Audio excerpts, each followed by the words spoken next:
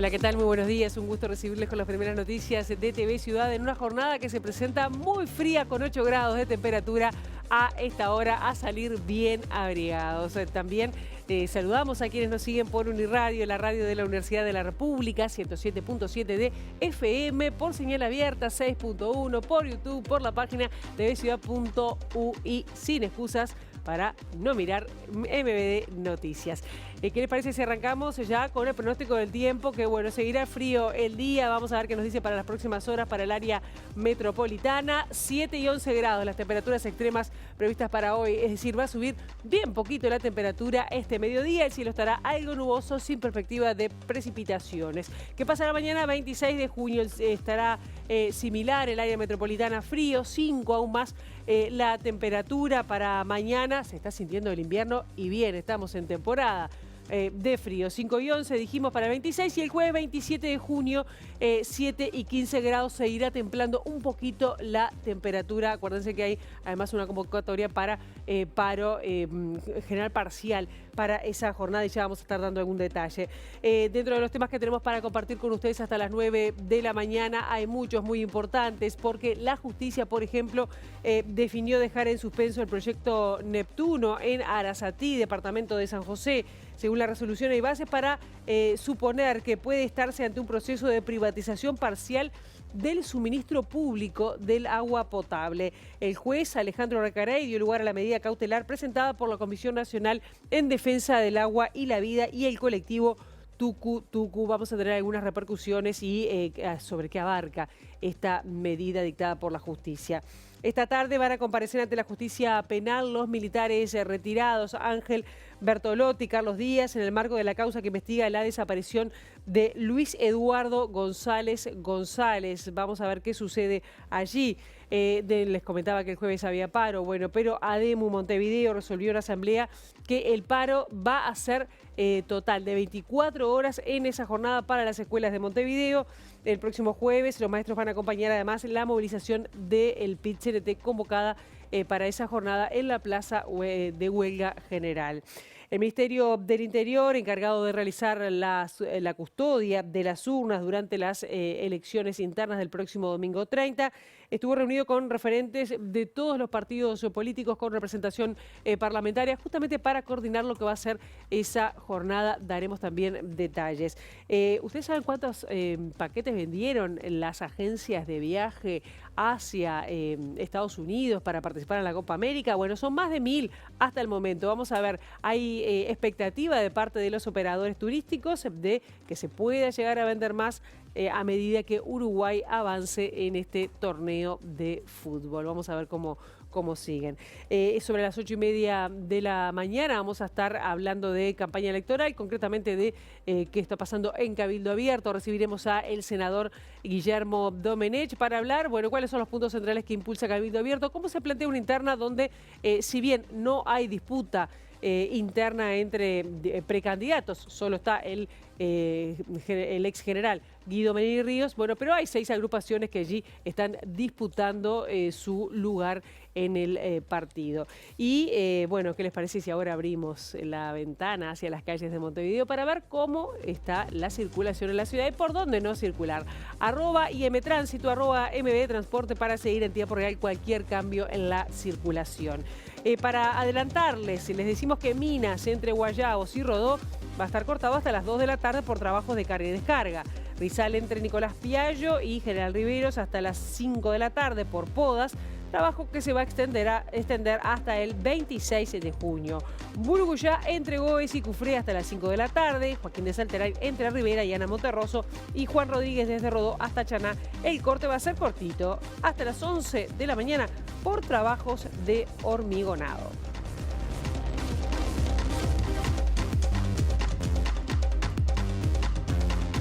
Qué lindo, ¿no? Se va viendo el sol allí en Montevideo saliendo, por lo menos para templar un poquito. Vamos a comenzar con el desarrollo informativo y les decimos que la justicia decidió dejar en suspenso la adjudicación del Consorcio Agua de Montevideo, que se encargaría de la construcción de la planta potabilizadora de Arasatí, conocida como Proyecto Neptuno. La resolución prohibía a OCE firmar el contrato, pero tanto esta empresa pública como los Ministerios de Ambiente y Salud Pública ya anunciaron que van a apelar la sentencia. El juez Alejandro Recarey hizo lugar a la medida de amparo porque entendió que el proyecto vulnera los artículos 47 y 188 de la Constitución, que señalan que el abastecimiento de agua potable debe estar en manos del Estado y que el agua no debe ser considerada una mercancía. Además, se tomaron en consideración las objeciones de las y los científicos que declararon como testigos sobre desventajas del proyecto en distintos aspectos. La licitación ya está aprobada y ya ha sido adjudicada al Consorcio de Aguas de Montevideo. Lo que nosotros pedimos en el avanzar de esta medida cautelar fue que OCE no firmara el contrato para no incurrir en responsabilidad también. Y eso fue a lo que se hizo lugar. Es decir, hoy OCE no puede firmar el contrato con el consorcio que resultó adjudicatario de la licitación porque incumpliría esta medida judicial. Los Ministerios de Salud Pública y Ambiente, así como OCE, ya anunciaron que apelarán a la sentencia. Si no se revoca porque no prosperan las apelaciones, nosotros igual nos está corriendo a partir de hoy un plazo de 30 días para presentar nuestra demanda principal, porque esto fue una medida cautelar presentada anticipadamente, digamos, por la urgencia que tenía el caso. Pero tenemos que en 30 días presentar nuestra demanda porque si no, automáticamente cae la medida cautelar. Así que ya estamos trabajando con los compañeros y obviamente que volveremos a solicitar ayuda a todos los científicos para volver a repasar todos nuestros argumentos y poder armar la demanda. Y conocida esta sentencia, OCE emitió un comunicado público donde, confirmaba que iba a apelar, diciendo además que cabe consignar que el proyecto Arasatí garantiza un derecho básico a la población que reside en Montevideo y en el área metropolitana, como es el acceso al agua potable.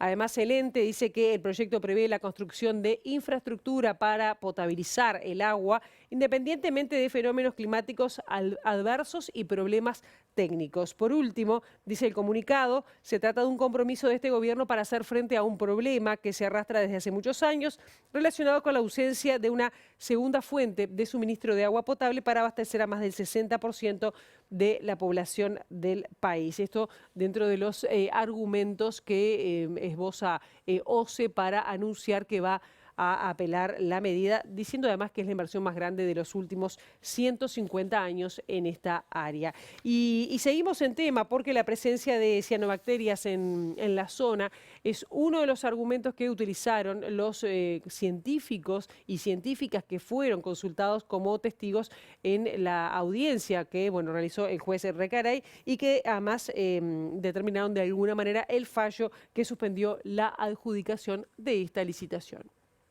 Lo que venimos expresando desde hace un tiempo es la preocupación de este proyecto, principalmente porque en Arasatí hay cianobacterias en más del 50% de los meses, tanto durante el verano, pero también en invierno. Entonces, nosotros investigamos en ese tema y nos encontramos con esta propuesta. Entonces, nos parecía alarmante que no se tuviera en cuenta este tipo de evidencia para decidir sobre la localización de un posible proyecto con estas características. Entonces, fue muy importante la audiencia en el sentido de que pudimos hacerle llegar al juez toda esta información que de otra forma el juez no la hubiera podido tener de primera mano para tenerlo como otro elemento más que deja en evidencia que el proyecto no es una solución para el abastecimiento de agua potable de Montevideo. Y entre las repercusiones, ayer la precandidata por el Frente Amplio, Carolina Cose, consultada sobre esta sentencia judicial, dijo que era un alivio este parate en este proyecto de Neptuno. Al ser consultada sobre este fallo, que además detiene la firma del contrato, considero que es importante que no se apure el proceso y que se hagan todos los estudios ambientales que sean necesarios. Además, comentó que las observaciones del propio Ministerio de Ambiente le dan al corazón del proyecto y que por tanto no pueden responderse rápidamente.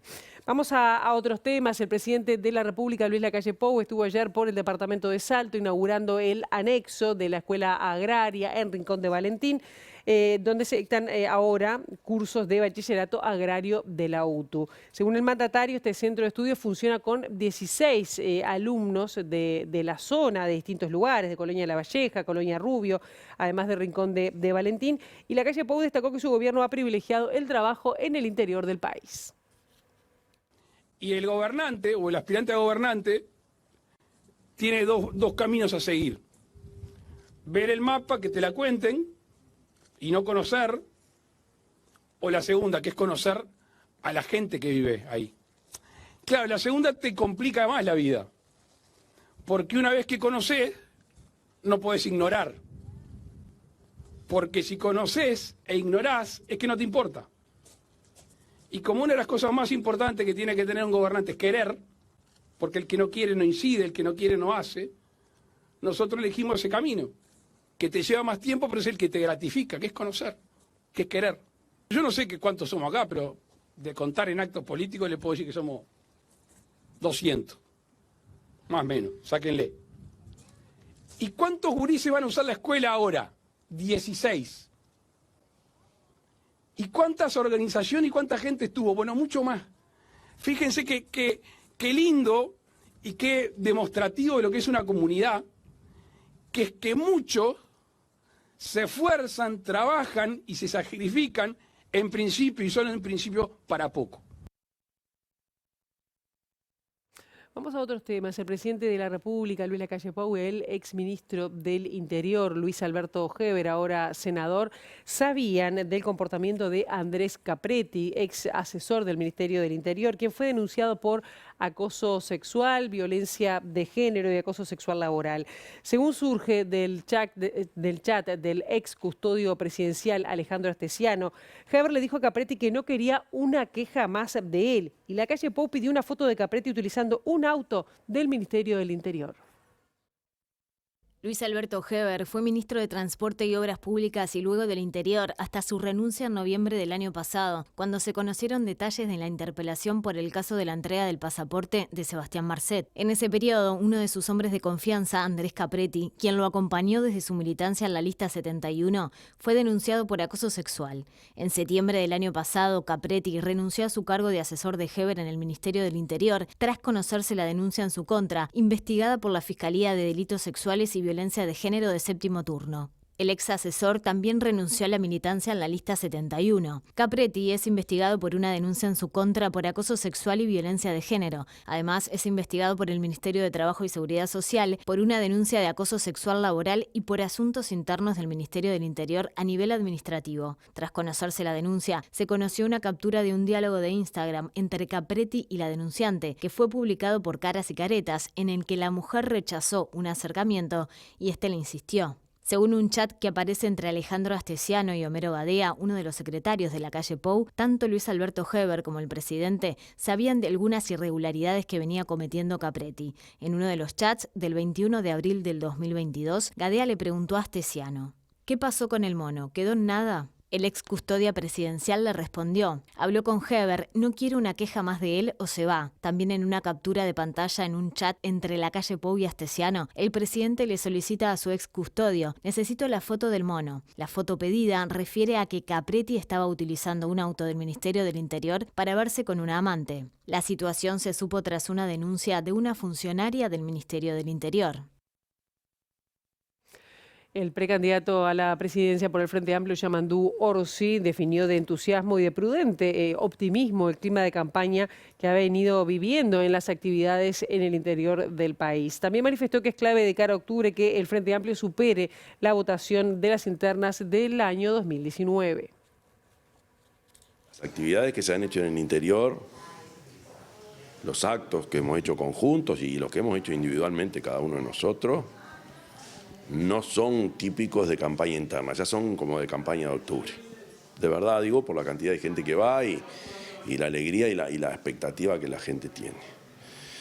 Por lo que, si bien es cierto que la última elección interna fueron 4 de cada 10, o sea que eso es un dato de la realidad, hay 6 uruguayos que no les interesa, partiendo de esa realidad, creo que hay un clima, por lo menos en nuestras filas, de entusiasmo y de prudente optimismo. Consultado sobre la expectativa de votación del Frente Amplio para el próximo domingo, Orsi señaló: no podemos hacer los 260.000 que fuimos en la última, tenemos que hacer bastantes más. Dadas las condiciones. Porque lo que va a pasar en la interna, pero de cara a octubre, la señal que tú das, si sos segundo y sos primero, no es la misma. Entonces, como el entusiasmo y el enamoramiento con las causas también se contagia, es buena cosa salir bien parado de esta interna. Y consultado sobre su posicionamiento sobre algunos artículos de la LUC en caso de asumir la presidencia y qué haría en ese caso, Orsi dijo que algunos aspectos como por ejemplo la conducción en la educación y los controles en las transacciones contradicen algunas de las políticas que él llevaría adelante, por lo cual serían sustituidos por nuevas leyes. Yo creo que hay que mirar para adelante y ver qué leyes vos precisás para llevar adelante las políticas que tú te estás planteando. Y como una de ley deroga la otra, yo no sé si hay que analizar para atrás las leyes que había. Yo qué sé, yo por ejemplo te digo, en la conducción de la educación, en los subsistemas educativos, yo quiero docente. ¿Cuál es el formato, cuál es la forma normativa que tengan que instrumentar? Será la que tenga que hacer, pero yo los quiero ahí de vuelta a los docentes. Y eso se da de frente con las disposiciones que estaban en la LUC, o la posibilidad de las transacciones por $150.000 en efectivo, y bueno, tener un agujero ahí que estás complicando incluso el control del lavado.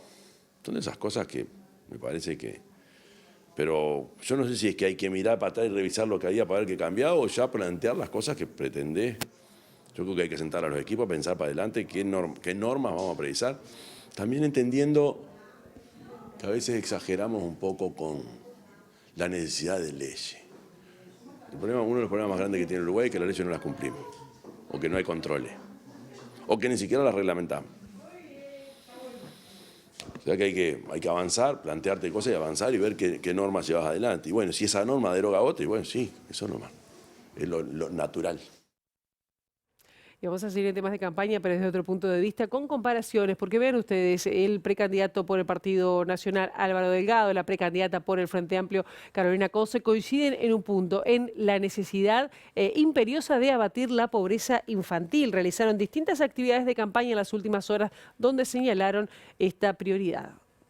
El eje de esta política social va a ser la primera infancia. Y fundamentalmente el abatimiento de la pobreza infantil. ¿Sabe cuánto vamos a invertir? Ya no 50. La única cifra que está ahí dice que vamos a invertir $200 millones en la mejor inversión que puede hacer un gobierno, que es en los niños, en la primera infancia. A ese camino vamos. Terminaría con la pobreza infantil. Pero ¿cómo terminarías con la pobreza infantil? ¿Cómo se haría eso? ¿Cómo lo encararías? Con varias cosas. Primero con aspectos técnicos que tienen que ver con los sistemas de transferencias del Uruguay y que tienen que ver con consolidación de datos, temas digitales y demás. Aspectos técnicos que tienen que ver con la universalización de ese beneficio, pero también con mucha presencia territorial articulada. Y de eso hemos hecho bastante en Montevideo. Hay que estar en los lugares. Hay que estar en el territorio, si vos caminando. Sí, pero articuladamente, ¿eh? Salud, educación, juntos. Están muy solos los centros educativos. Y vamos ahora a la interna del Partido Nacional, donde además de los lugares en la interna, se está debatiendo qué va a pasar con la fórmula. Y acá el senador y precandidato por el Partido Nacional, Jorge Gandini, consultado acerca de si, cómo ve la interna y si está dispuesto a integrar la fórmula como vice de Álvaro Delgado, dijo que sí, quien se perfila además, bueno, en el caso de Delgado, como candidato a presidente. Gandini sostuvo que según su percepción sus posibilidades van en aumento y que no está compitiendo con Laura Raffo. Se ha hablado unas semanas atrás, un tiempo atrás, o por lo menos del comando de Delgado, qué porcentaje debería llegar Raffo en el caso de aspirar a una posible vicepresidencia. En la jornada de hoy se instaló también el nombre suyo como propuesta también de algunos dirigentes a la hora de una fórmula presidencial. ¿Cuánto valor se le dará justamente a esa correlación de fuerza o a ese porcentaje a la hora de poder conformar una fórmula? A ver, primero, al vicepresidente no lo elige la gente, lo elige la convención y por lo tanto el nombre que resulte en esa electo designado para ese lugar tiene que tener por lo menos la mitad de los votos en la convención. Así que va a importar cuántos votos saque el que va primero, para saber si tiene la mayoría en el partido, para de alguna manera impulsar un nombre. Va a importar los votos de los demás candidatos, pero van a importar otras cosas. En la pasada elección la calle Pou no eligió al segundo ni al tercero, fue por otro lado. Por lo tanto, los votos son un dato, sobre todo cuando son muchos, son un dato. Cuando no son tantos, son un dato siempre, pero intervienen otros aspectos. Cómo se compatibiliza una fórmula, que no sea pan con pan, que se complementen, qué rol puede jugar luego en el ejercicio del gobierno en la función de, sobre todo el vicepresidente es básicamente el presidente del Senado y del Parlamento, es el otro poder del Estado en el que hay que articular y lograr que los acuerdos se transformen luego en mayoría de manos levantadas. Eso requiere mucha, digamos, articulación. ¿Usted cree que le saca ventaja en ese caso a Raffo? A ver, yo no estoy compitiendo con Raffo, pero sí le digo que, bueno, yo hace años que estoy aquí, he estado en otros lados, pero el Parlamento es mi lugar natural. Pero digo, es otro elemento, no es el único, como la paridad lo es, como otras condiciones pueden serlo. Se verá, es mano el que gana, y eso lo vamos a saber después de las 9, 10 de la noche del mismo domingo, y a partir de ahí... Bien, sobre este tema también habló la precandidata por el Partido Nacional, Laura Raffo, que recién mencionaba Gandini, y dijo que es importante que se mantenga una fórmula paritaria, como ya se hizo en este periodo de gobierno, y aclaró que el orden lo van a definir los votantes, pero es un paso dado en su partido, el paritario, que no se debería perder. Yo creo que es importante que el Partido Nacional siga presentando fórmulas integradas por un hombre y una mujer, o por una mujer y un hombre. El orden lo deciden los votantes, pero es relevante, son pasos que hemos avanzado y que no deberíamos retroceder. ¿Qué lectura viene haciendo de las encuestas en torno al porcentaje justamente que debería ocupar tanto la candidatura suya como la de Gandini a la hora de tener correlación de fuerzas y, bueno, pugnar justamente por ese lugar?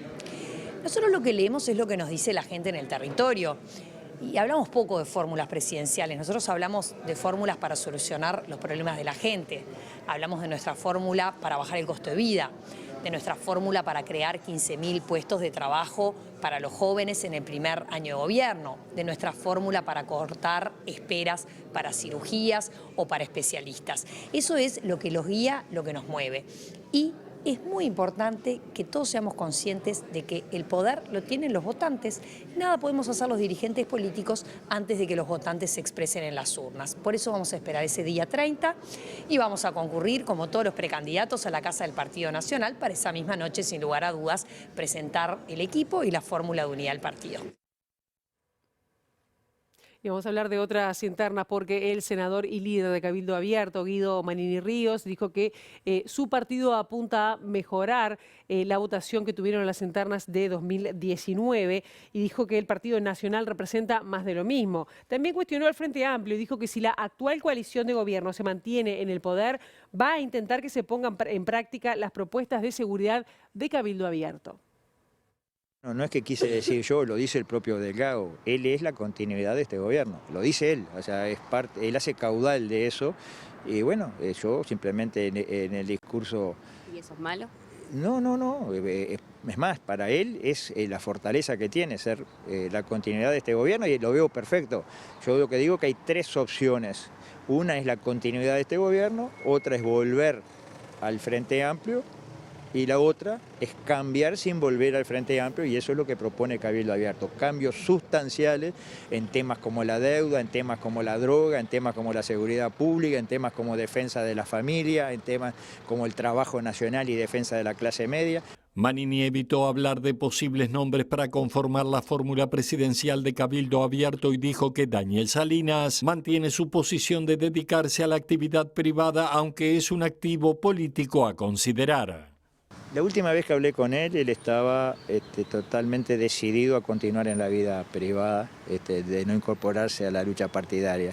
Después de eso no he hablado nuevamente con él, por supuesto que siempre es un activo político a considerar puede ser que volvamos a hablar con él, puede ser si es que hay alguna señal de su parte de poder querer incursionar nuevamente en la política partidaria. ¿Necesariamente tiene que ser paritaria la fórmula como manifiestan otros partidos?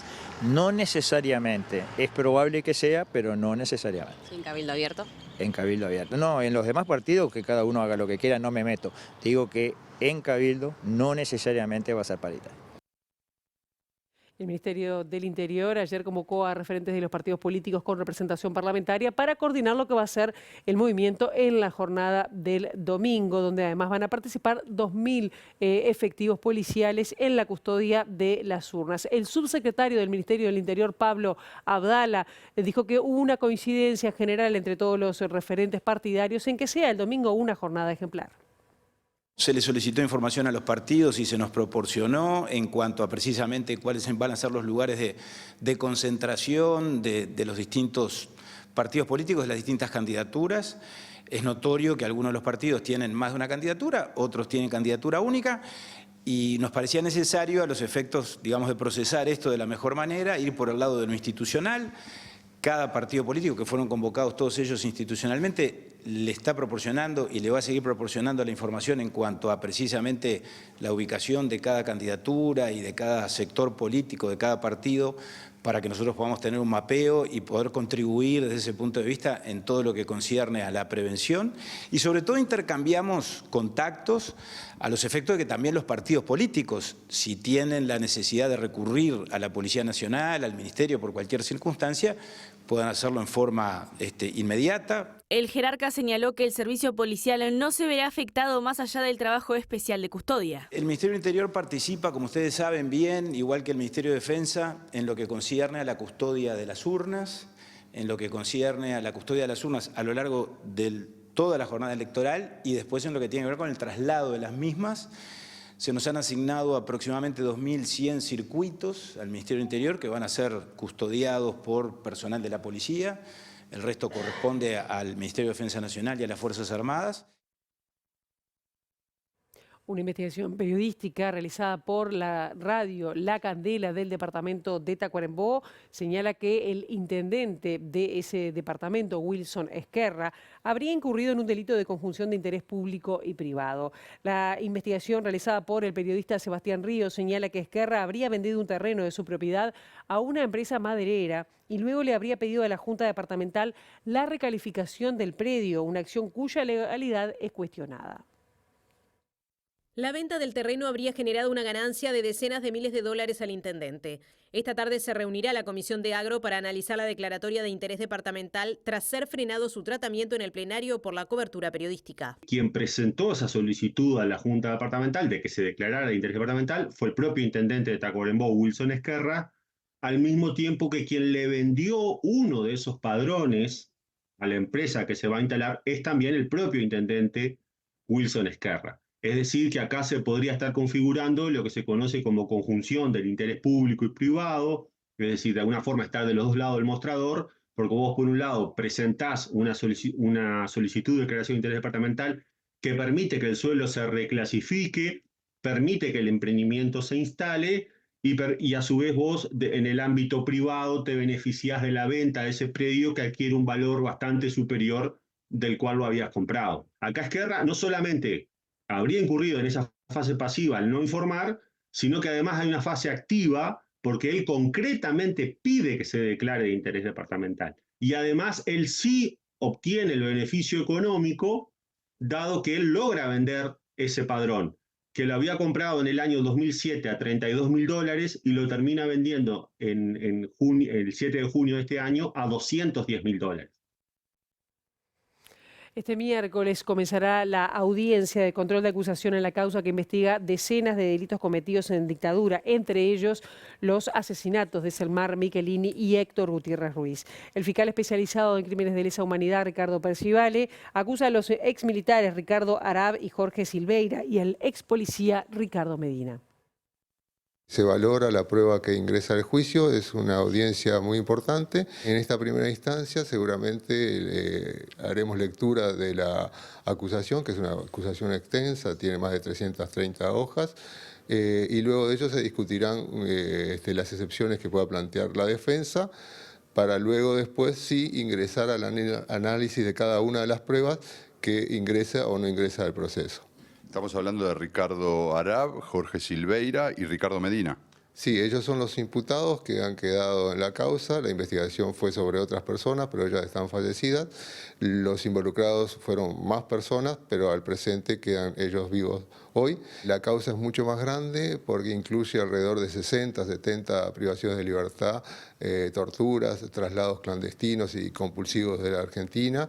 E incluye también otros 6 asesinatos y otra desaparición forzada que es la de Washington Barrios. Percivale también formuló acusaciones por la supresión de identidad sufrida por Macarena Gelman y Mariana Zaffaroni y por la privación de libertad contra menores cuyos padres y o madres fueron víctimas. Además, hay acusaciones contra los represores por el delito de rapiña. Las personas, cuando se las detenía, se le sustrajo todos los bienes y eso fue imputado en esta causa. Veremos si después la justicia tiene andamiento. El fiscal explicó que en estas audiencias se determina qué pruebas se incorporan al posterior juicio y adelantó que cuando llegue ese momento se presentarán a declarar cerca de 100 testigos.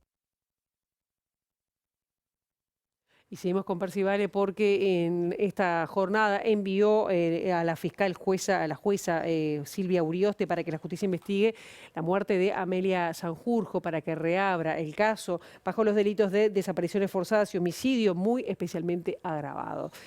Vamos a otros temas. Ustedes saben que la Asociación de Maestros del Uruguay, ADEMO, en su filial Montevideo, resolvió en asamblea convocar a un paro de 24 horas en las escuelas del departamento el próximo jueves 27 de junio. Ustedes recordarán que para el jueves el PIT-CNT convoca un paro general parcial de 9 a 13 horas en conmemoración de los 51 años de la huelga general de los trabajadores de 1973. ADIMU convoca la concentración desde las 9 de la mañana en la Plaza Huelga General, allí en el Intercambiador Beloni, en Avenida Beloni y 8 de octubre. O sea que en las escuelas el jueves en Montevideo el paro será de 24 horas. Hacemos una brevísima pausa, a la vuelta seguimos con más MBD Noticias. Ya venimos.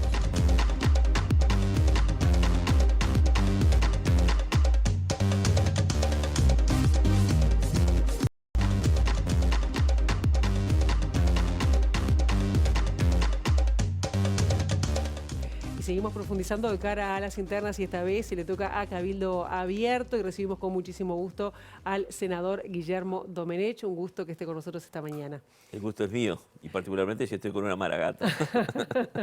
Bueno, bien, usted también. Bueno, tiene campos, toda una serie de vínculos. Desciendo de una familia fundadora, desciendo de Nicolás Pereira. En realidad está mal decir maragatos porque eran asturianos. Es verdad, ¿no? Pero ya nos quedó. Pero se ha adoptado ese gentilicio y bueno, vamos a aceptarlo. Vamos a aceptarlo, exacto. ¿Cómo viene la campaña de Cabildo Abierto que digamos, ve o recibe al partido en condiciones bien distintas, ¿no? Porque ahora hay varias agrupaciones nacionales que lo diferencian a las internas de 2019, ¿no? ¿Cómo es eso, ese trabajo? El partido ha venido creciendo y obviamente siempre surgen líneas diferentes de conducción política, ¿no? Y eso a nosotros nos impulsó a crear esta agrupación, la columna Lealtad y Unidad, que lo que busca es reforzar la conducción del partido en manos de Guido Marini Ríos, ¿no? Por eso nosotros nos distinguimos de alguna otra agrupación en que no solo lo candidateamos a la presidencia de la República, sino que además lo incluimos como primer candidato al órgano deliberativo nacional. ¿Esto sería como la lista oficial de Manini? Bueno, yo no quiero hablar de listas oficiales, pero yo diría que la columna tiene ese propósito muy claro de apoyar la conducción de Manini, que asomó en el 2018-2019 como una figura con gran proyección política y bueno, de alguna forma me siento un testigo privilegiado que esa figura que prometía ha concretado en estos 4 años que tenemos de gobierno, de esta legislatura, ha concretado una gran actuación.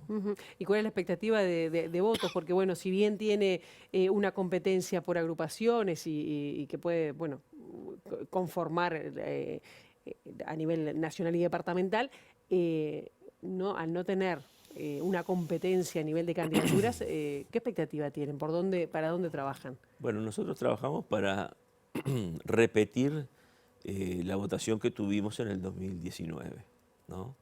Y en lo posible superarla. Porque yo creo que a pesar de las encuestas, Cabildo Abierto viene creciendo. Nosotros recorremos toda la República, recorremos Montevideo. Discúlpenme esta tos alérgica que me afecta. Típica del tiempo. ¿Se vacunó? Me vacuné, sí. Pero uno le va tomando el pulso al devenir político y realmente yo siento, ayer estuvimos por ejemplo en San José, yo diría que esa asamblea que hicimos en San José fue tan o más numerosa que algunas que hicimos en el 2018-2019. El partido ha venido consolidándose, era una asamblea que no tenía la adhesión de todas las agrupaciones nacionales, sino solo de la columna, y era muy importante. Entonces, bueno, me imagino que todo el partido va a votar mejor. Si bien ustedes son muy críticos con el Frente Amplio, ¿por dónde piensan que puede ir el crecimiento de Cabildo? ¿Por el Frente Amplio? ¿Por votantes del Frente Amplio o ex votantes del Frente Amplio o de otro partido? Mire, el otro día un personaje muy importante de nuestra literatura dijo que los partidos tradicionales se habían transformado en un Frente Amplio de buenas maneras. Yo les voy a explicar brevemente cuál es mi posición. El Frente Amplio inició un proceso de concentración de la tierra único en la historia del país en el año 2004. Se le permitió a las multinacionales forestales y a los fondos de inversión comprar extensiones de tierra increíbles.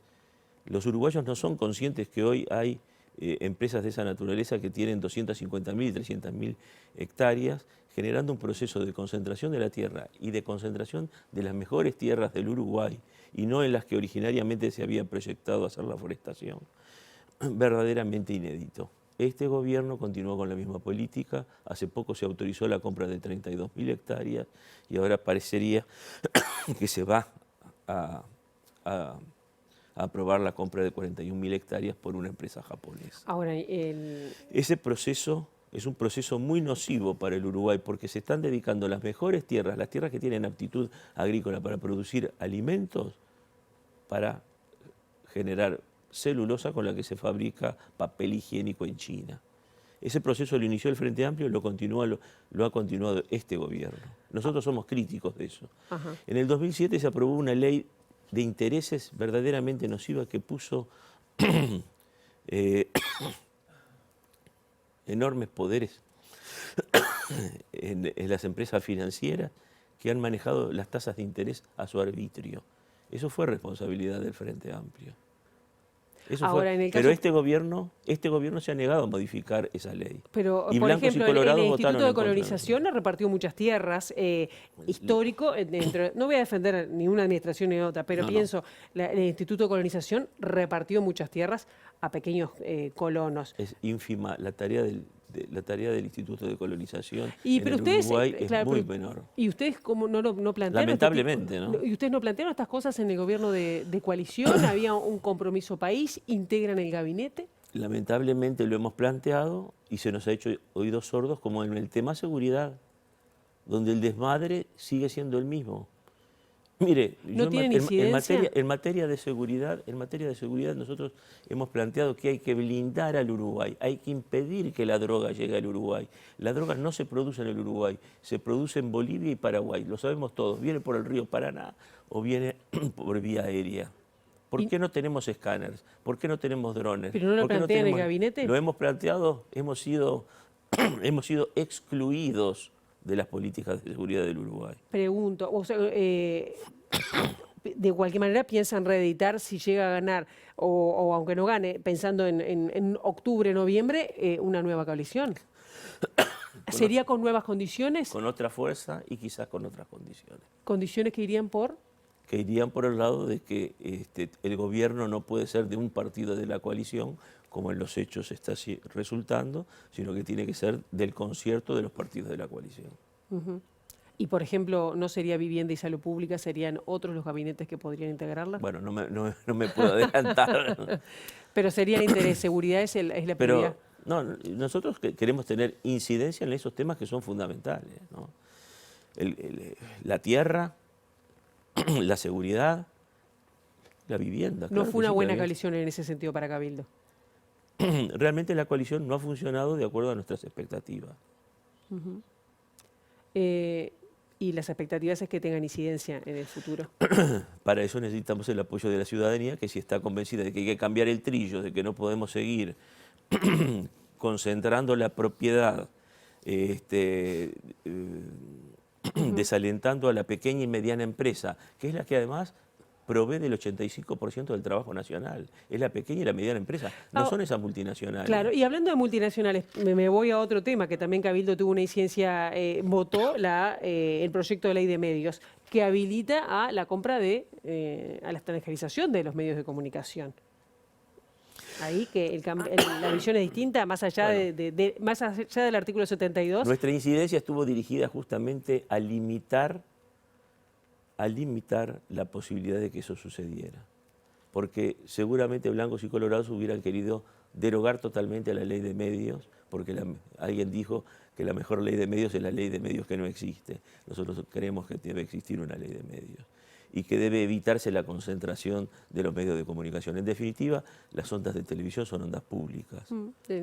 ¿no? Son ondas que le pertenecen a todos los ciudadanos de la República. Entonces, pero hay más concentración, hay más concentración, por lo menos legalizaron la concentración y la extranjerización. Usted sabe que la política es el arte de lo posible.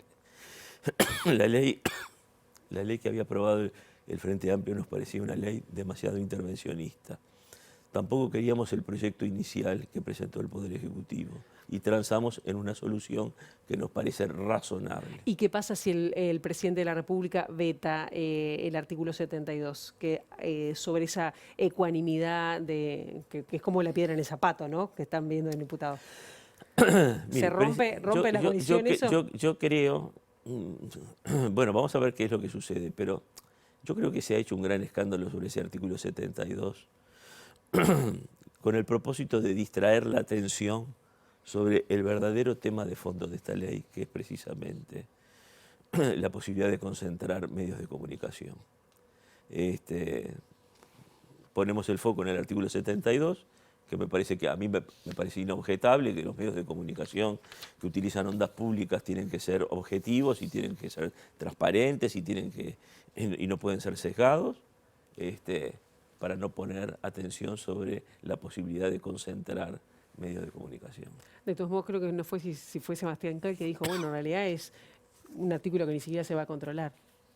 Bueno. ¿Cuál es el sentido? No, yo no creo que sea así, discrepo. ¿O cómo se va a controlar? Le pregunto a usted. Para eso tenemos un poder judicial. Si yo entiendo que no se está cumpliendo una determinada norma, acudo al poder judicial y ahí tendré las respuestas. Igual depende de lo que para uno es equilibrado que para el otro no, ¿no? Bueno, sí, pero como todas las cosas, en definitiva tiene que primar un criterio de acuerdo a las reglas de la sana crítica, ¿no? Tenemos que ser razonables. Así que yo creo que la disposición es buena porque además indica cómo se debe proceder. Yo creo que tenemos un gran periodismo, porque yo por parte de madre estoy muy vinculado a la Argentina, ¿no? Mi madre era argentina. Hay una gran diferencia entre el periodismo argentino y el periodismo uruguayo. El periodismo argentino es un periodismo sesgado. Uno sabe que si uno ve a determinado periodista va a informar y opinar en un determinado sentido. Es prácticamente como ver a un político. Eso no sucede en el periodismo uruguayo, donde los periodistas hacen un gran esfuerzo por ser objetivos. Y eso es muy bueno, es muy bueno. Yo creo que es uno de los motivos, evitemos que suceda lo que está sucediendo en la República Argentina, porque además tenemos una cierta tendencia a copiar lo que vemos en la orilla de enfrente. Discúlpeme. Me quedan muchísimas preguntas, solo una para cerrar, porque bueno, tenemos que seguir con el informativo, pero la vez pasada usted integró la fórmula. ¿Cómo se va a elegir la fórmula esta vez? Se va a elegir órgano deliberativo nacional.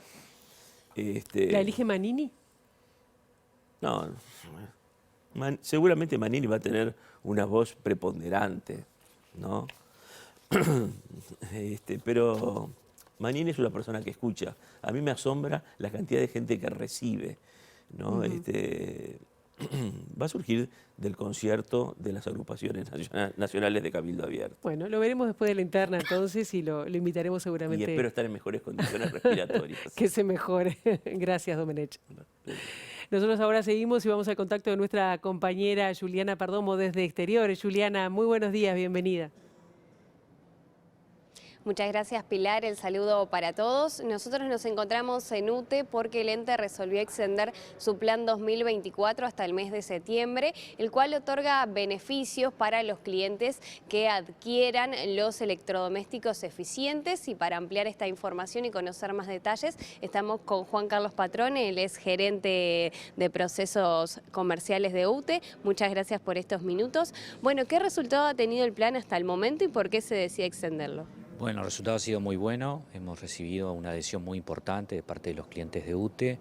Hoy llevamos aproximadamente 38.000 equipos ya que reciben bonificación, clientes que reciben bonificación debido a la adquisición de esos equipos, y debido al éxito de este plan, el directorio de UTE ha resuelto extenderlo hasta el 30 de septiembre de este año.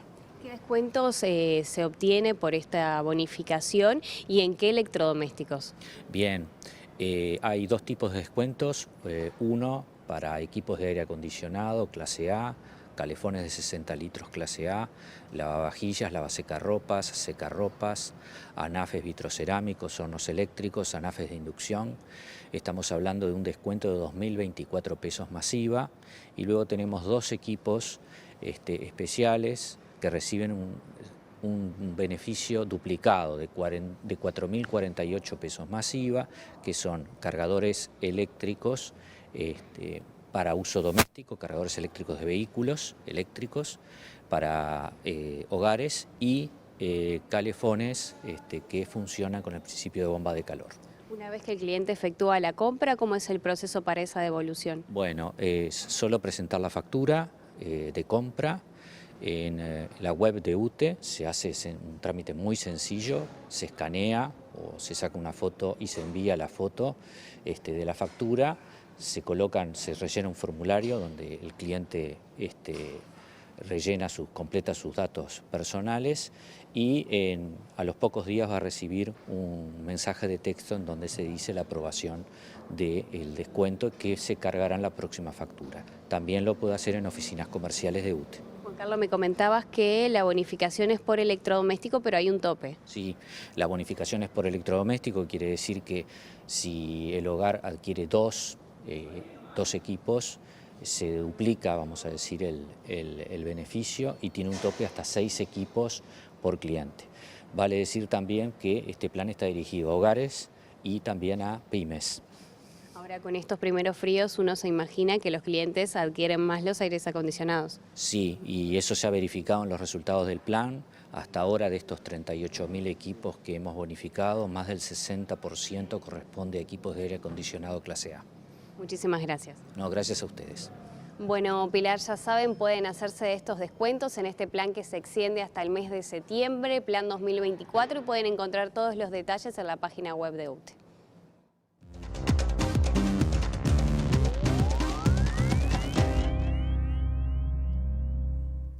Y el fundador de Wikileaks, Julian Assange, podrá salir en libertad mañana miércoles si se ratifica que en un juzgado británico el acuerdo alcanzado con el gobierno de Estados Unidos.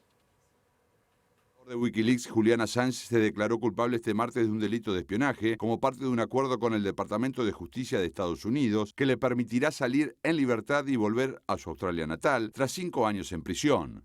Entre 2010 y 2011, Assange publicó documentos militares y diplomáticos clasificados, incluidos informes confidenciales o restringidos relacionados con las guerras en las que participaba directamente Estados Unidos, como las de Irak y Afganistán. En un documento entregado en los tribunales se afirma que Assange conspiró a sabiendas e ilegalmente para recibir y obtener documentos relacionados con la defensa nacional y comunicar esa información a personas que no tenían derecho a recibirlos. El acuerdo deberá ser ratificado este miércoles antes de que se haga efectiva la libertad del periodista australiano, cuya esposa agradeció el apoyo recibido en los últimos 5 años cuando fue sacado de la Embajada de Ecuador en Londres y trasladado a la cárcel. Hasta aquí llegamos con esta primera edición. Ahora quedan en compañía de Ciudad Viva. La actualización informativa vendrá con Rosina Mallarini a las 13, a las 18:55. Y nosotros volvemos con el gusto de siempre mañana bien tempranito a las 8 en punto aquí en TV Ciudad. Pasen ustedes una muy buena jornada. Disfruten.